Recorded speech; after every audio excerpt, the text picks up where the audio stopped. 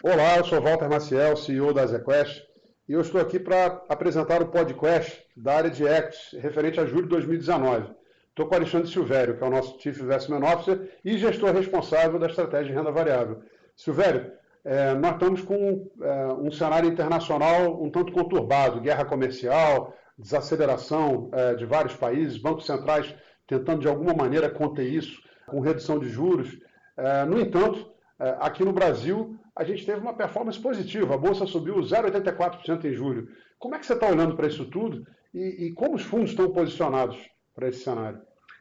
Perfeito. Bom, Valtinho, como você bem sabe, o nosso cenário macro funciona como um pano de fundo para as nossas estratégias de renda variável.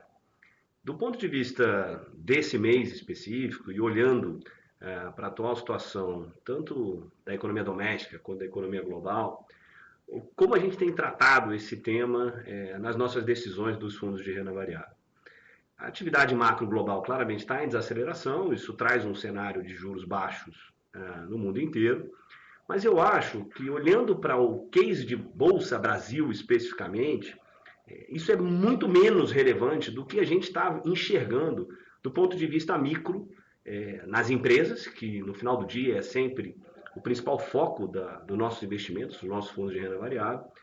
E quando eu olho o cenário macro doméstico, ou seja, essa combinação muito poderosa de uma retomada econômica, que é o cenário nosso aqui da ZQuest, como você bem sabe, a partir da virada do terceiro para o quarto TRI, num cenário de juros muito baixo, eu acho que essa combinação do cenário global, um pouco mais difícil, mas de um cenário macro e micro doméstico muito favorável, traz uma simetria muito favorável para a Bolsa aqui. E os nossos fundos de renda variável estão posicionados a partir desta constatação.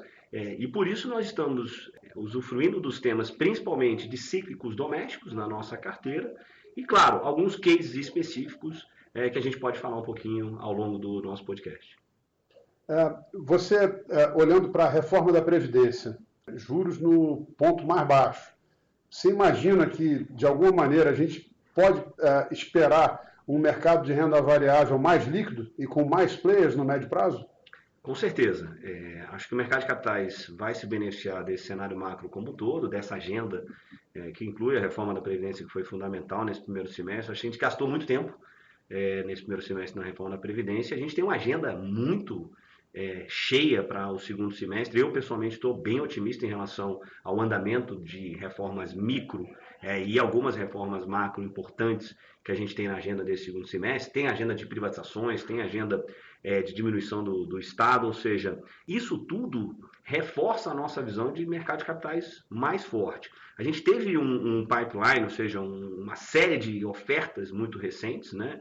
Um total de quase mais de 50 bi de reais foram emitidos por novas companhias e alguns follow-ons, como a gente chama, ou seja, a oferta de empresas que já estão na Bolsa, e foram muito bem absorvidas pelo mercado. Inclusive, se a gente for olhar o mês de julho, né, do que a gente está falando aqui, dessa alta de 0,84, foi num mês em que a gente teve quase 40 bilhões de ofertas, ou seja, isso mostra a força que o mercado brasileiro tem hoje, a perspectiva, né, como você bem colocou, dessas reformas no segundo semestre, e isso, de alguma maneira, eu acho que tende a continuar. No segundo semestre a gente vai ver novas emissões, novos follow-ons, novos IPOs, isso vai trazer mais liquidez para os ativos, mais liquidez para nós gestores podemos escolher as melhores opções dentre as ações, as empresas listadas na Bolsa de Valores, e isso eu acho que é um ganha-ganha, tanto para o país, bem como também para os próprios mercados e para os investidores em geral.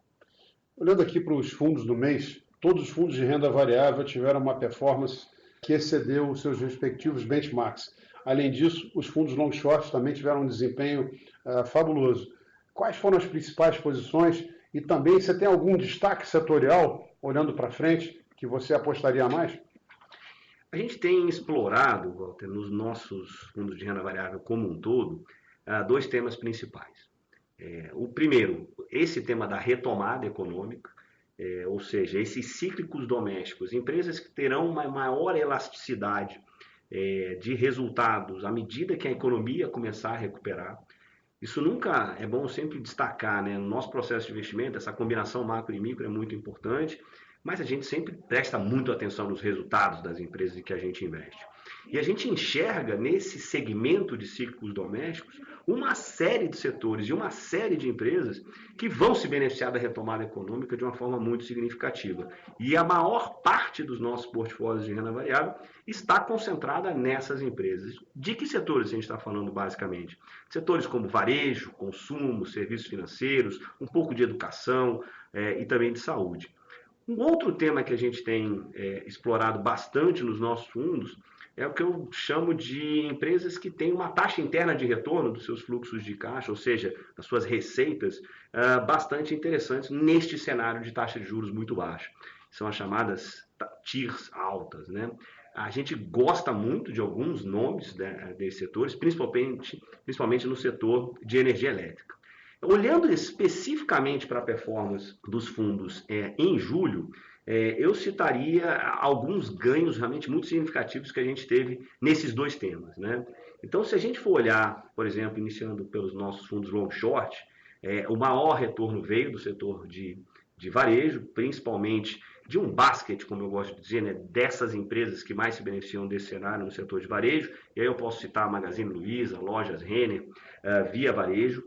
O setor de bancos foi um setor em que a gente teve uma exposição em todos os fundos bastante limitada nos grandes bancos, ou seja, a gente mantém uma exposição baixa em Itaú, Bradesco e Banco do Brasil, a despeito desses bancos não virem performando tão bem quanto o resto da Bolsa, mas a gente está gastando bastante tempo na análise do setor bancário, mas a gente foi muito eficiente, gerou alfa em todas as nossas estratégias, tanto no long short, mas também nos nossos fundos long only e long buys, tanto em BTG Pactual quanto em Banco Inter. E, finalmente, eu acho que a gente poderia citar também o setor de construção civil, que é um setor ciclo doméstico importante e que as nossas posições em Cirela também geraram bastante resultado na ponta comprada em todos os nossos fundos.